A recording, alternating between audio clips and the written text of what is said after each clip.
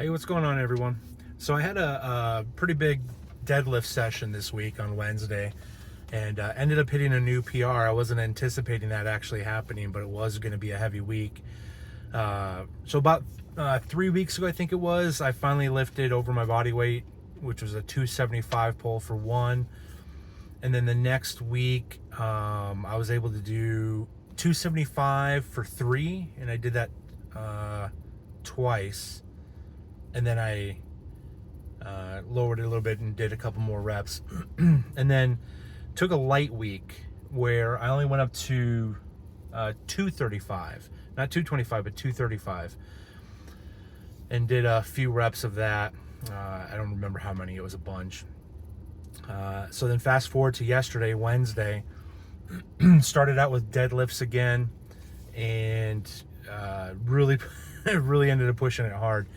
So I did one plate, so 135 for about 8 reps. Again, primarily focusing on the movement, the mechanics, and making sure that the form is right. You know, making sure I get my mental cues right, my physical cues, so I can lift it properly. Felt good. Went up to 225, so 2 plates. Did that for 3. And I'm not gonna lie, it felt heavy. The 225, I mean, it moved, but it didn't feel like it was moving well. So I thought this is just going to probably be another week of like 275. I was debating maybe putting 35s on the end to do, what would that be, 295, just to get a little bit more. I'm not going to be counting PRs necessarily for every 5 pounds or anything like that, unless I get plateaued somewhere down the road. But I was really debating. So I took 2 or 3 minutes after the 225 to really think about it, because I just didn't think 315 was there. And I was working out with my buddy, and you know, after thinking about it, you know, I know he's going to go heavier. And so I figured, you know what, let's just put the 3rd plate on. Worst case, you know, if I can't pull it, I can back it down to like 275 or 295 or do something else. Plus, we have this new barbell jack, which makes it insanely easier to be able to put on plates and take them off. So going up and down in weights wasn't that big of a deal. So did 315 without straps and almost had it. I couldn't believe it. I mean, I got it all the way up to my knees, probably another 3 inches or so, and I'd have been able to pull it. That's kind of my sticking point on most heavy lifts, is right around the knees, just maybe a couple inches below. What gave up there is because I slowed down.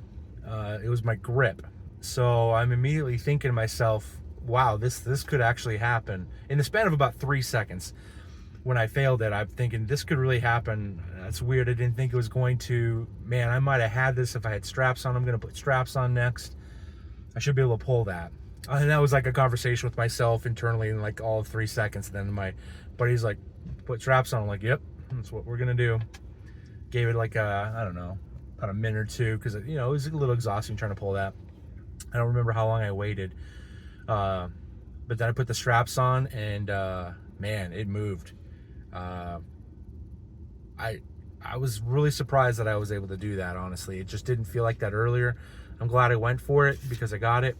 It wasn't quite a hitch. When I got to the knees, if you look at the video, and I'll link it in the description below. I have it up on like a public Instagram reel or whatever they call it, a story.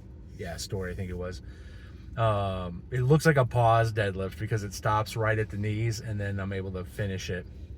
So yeah, it was really good. I'm really glad that I was able to do that. It'll take a while to get some more weight, so I'm just gonna take a couple weeks off. I'm traveling early and mid-August, so I'll probably try my next heavy week probably at the end of August, so at least the end of the month away.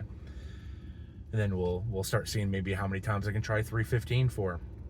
But here's what's interesting. I really went all out Wednesday. I went a little bit harder than I should have, because after I did the 315, which I got a little dizzy on the lockout. I'm holding it for what felt like 20 seconds, but it was probably like 2 or 3 seconds.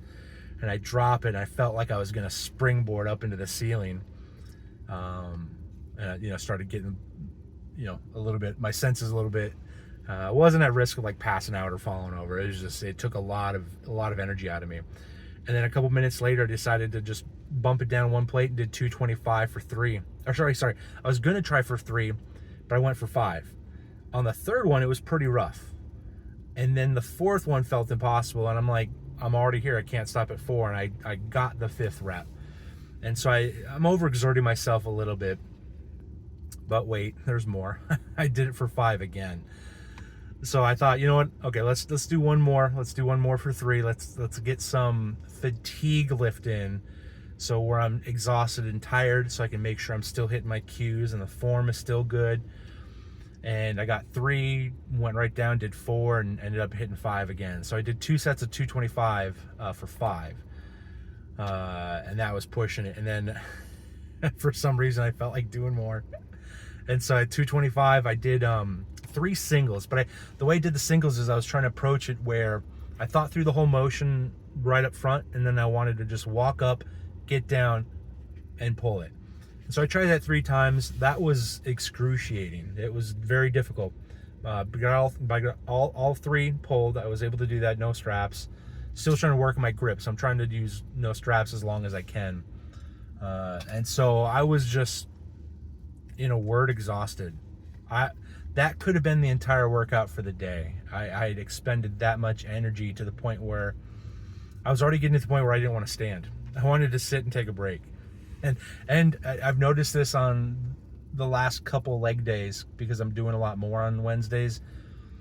I almost used up all my water just doing deadlifts. Like, I bring plenty of water, normally enough to have some on my drive home, but I was almost out, and I still had to do my normal leg day routine, which is 4 different movements for legs, isolated moves. So the abductor, both the one that squeezes and the spread, and then leg extensions and leg curls. And then after that, I normally like doing 4 core movements, a core circuit.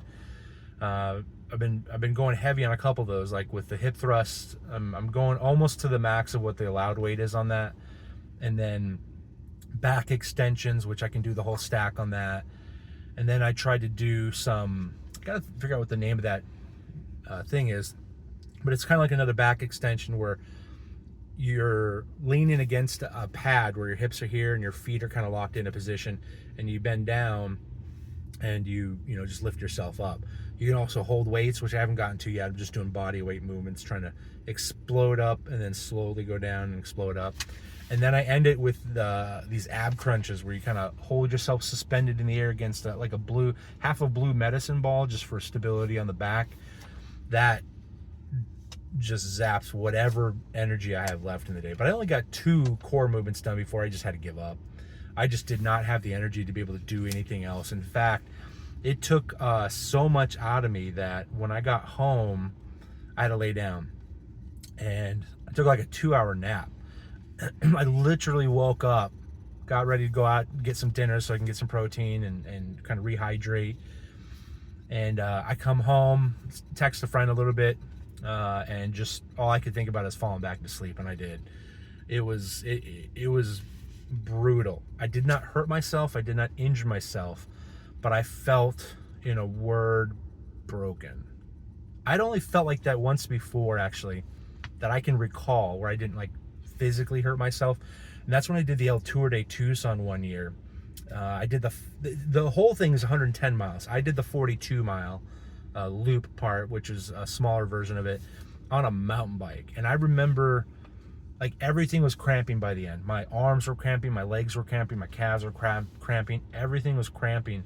But that last mile of the 42 miles was the hardest thing that I probably have ever done. I could only pedal for about 50 to 100 yards, and then I had to walk a little bit. What it felt like, and I don't have the vocabulary to really describe it, but what it felt like internally was my lungs were cramping. I couldn't breathe. And at that point, I need to breathe, right? I mean, I'm exhausted. 40 plus miles on a mountain bike was brutal. So when I got off the bike, the only way I felt I could get a deep breath is if I hunched over, kind of in a standing fetal position.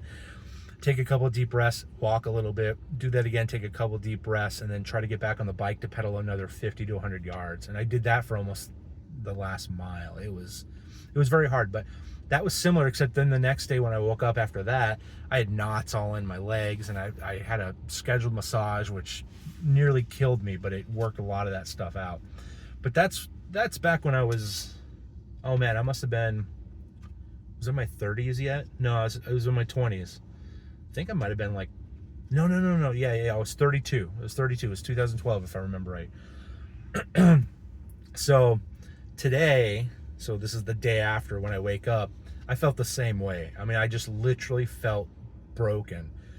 It was hard to get out of bed. It was hard to walk and get some water. It was just bad. I mean, to the point where I took an unscheduled rest day from the gym. I'll occasionally work in rest days planned, or for some reason something's happened and I got to mix up the schedule, but I rarely miss a day that I plan to go, and today was one of those days. It was just not going to happen. But again, it's like I didn't have like specific pain. I didn't have any kind of actual injury or problems. My body was just fatigued. So I think going forward, one of the things I'm going to look into, I've seen a couple like YouTubers that I follow in strongman and other kind of physical sports talk about these things called ketones and just ketone supplements. And I think that might help me on those really excessive leg days, because I really can't move the core around if I'm trying to hit that twice a week effectively. And leg days they're working out the biggest muscles in my body, so it's always going to be a battle. So I think I might start supplementing with that. So that's what I'm looking into next. That would be pretty awesome. I'd be excited about that. But it felt good to move that 315. I'm not gonna lie. I must have watched my video 50 to 100 times already. It felt really good. It's interesting. I just really didn't think it was going to happen that day, and I decided to go for it, and I got it. So it's boding pretty well. So I don't know what I'm going to do going forward. If you're somebody who deadlifts regularly, I'm always down for feedback, whether I agree with it or not. I got almost all my deadlift sessions, not every single pull, but most of the sessions, recorded on my Instagram. I got a little highlight section, I think is what they call it. So if you go through there, I mean, I can even see things that I've improved on from my first, second, fifth lift up until now. But especially on the new ones too, if you got suggestions or things that you see that are wrong, I'm definitely not opposed to hearing that. So definitely give me some feedback if you got it. 315 was the goal when I started this. That was what I wanted to get to. I wanted to get to 3 full plates. And I could still stick there for a while and try to get more reps on that. I don't know if I'm going to go for 405. I mean, obviously doing 315, that's instantly what I want to think about. That's what I want to go to. So what kind of steps do I need? What kind of training do I need? I'm not sure. I'm really not sure. I mean, I'm 45. I just started deadlifting when I'm 45. I'm not deadlifting when I'm 20 or a teenager. So, injury's a huge factor in my mindset. I'm hyper focused on trying to do it right to not get hurt. Because I really, other than yesterday, I mean, I feel really good deadlifting. I mean, that and my core workouts are really helping me feel good just in life in general. Getting up from bed, getting up from a couch, getting in and out of a car. I mean, just so many different things. It's working out the right muscles and really helping me build a better back, especially lower back, so I have less chance of injury just from normal, wear and tear from being old. So we'll see. Maybe, I mean, if I really get serious about 405, and if I get stupid and want to do more than that, maybe actually try to get a coach part-time type of thing, somebody to help me kind of structure some stuff, or at least maybe go to like a powerlifting gym and have somebody watch me a few times or talk through some things. I don't know. The doors are open for a lot of different things. So off of my new PR, Hafthor Bjornsson is going for a PR, a world record actually. So that's pretty impressive. I'm sure I'm the one that's inspiring him to do that. He's going to actually try to break 2 world records this year. So he's not only called a shot that he wants to hit 505 kg. I think it's this weekend. Yeah, I think it's this weekend. But then is it October? So a couple months away. No. Yeah, I can't remember. I think it's like in October. I'll have to double check the dates. But then he's going to break that world record. So he's already tried to call a shot that he's going to try to break the world record that hasn't been set yet, that he is going to set this weekend. And then a couple months later, he's going to try to break it again to do 510 kilograms. And that's going to be insane. So I'm really excited to see that for him. Looking at his 480 pull, he's probably going to get it. He kind of has the world record now at 501. There's a lot of controversy online with some of these big guys, some of these really huge strongmen and lifters that, and I kind of do side on the fact that there's question marks with it. So is it really the record? Probably, but it's a record with question marks. It's almost like, you know, Barry Bonds' home run record has an asterisk mark on it, right? He did it, right? And I'm talking both Barry Bonds and Thor, but people doubt it. People have concerns if it's legitimate. So, you know, Eddie and him have been going back and forth. A couple other YouTubers talking about it, so they're kind of talking smack back and forth. But if he hits the 505 in competition, Thor, that'll put a lot of this to rest, especially since it looks like they're using the same bar and it's an actual competition, so it's a little bit more legitimate. And it's hard to really blame the guy when he pulled the record, what was it, 2020 or 2021 when COVID was going on. So the contest he couldn't go to, it wasn't going on because of COVID shutting it down last minute, so he did it in his home gym, and yeah, whatever.